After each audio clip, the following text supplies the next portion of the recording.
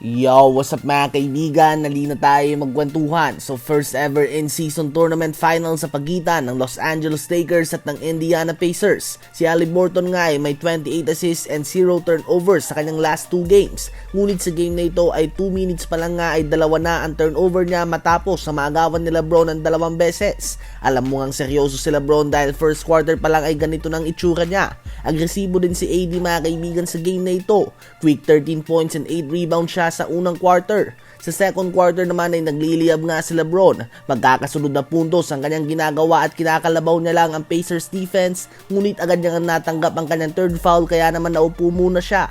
Habang si Austin Reaves naman ay nagmumukhang all-star din sa game na ito. Ngunit hindi nga makalayo ang Lakers sa Pacers dahil sa ganda ng ikot ng bola nito. Pinapakita nga nila kung bakit sila number 1 offense sa tournament na ito mga kaibigan.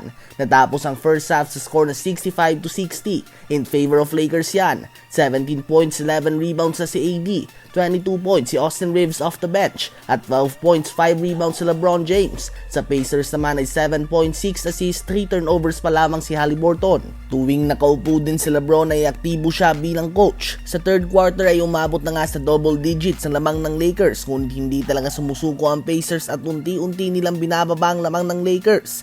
Ngunit dominant performance nga ang pinapakita ni Anthony Davis sa opensa at sa depensa, at talagang hirap nga sa kanyang Pacers hanggang sa tuluyan ng nakuha ng Lakers ang first ever in-season tournament champion.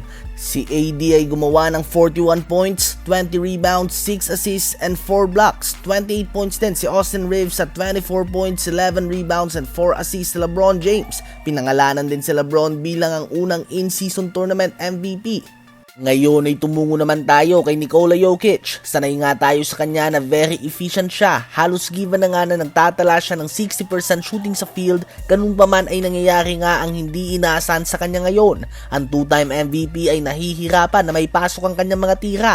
Kahapon nga ay nagtala siya ng 23 points, 16 rebounds, 5 assists and 3 turnovers on 9 of 26 shooting sa field. The game before that ay 22 points, 15 rebounds, 10 assists and 4 turnovers on 9 of 32 shooting sa field. So sa kanyang last 2 games nga ay 18 of 58 lang siya sa field mga kaibigan. That is 31%.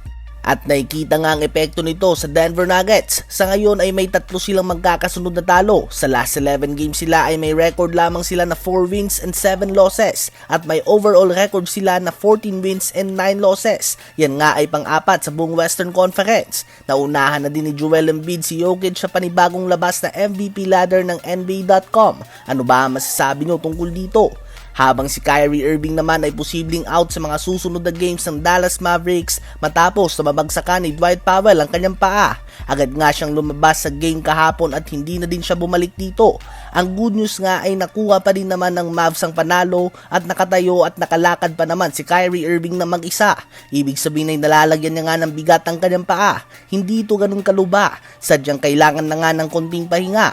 At as of now ay hindi pa tiyak kung magiging available ba si Kyrie Irving sa Christmas game matchup nila kontra sa Phoenix Suns.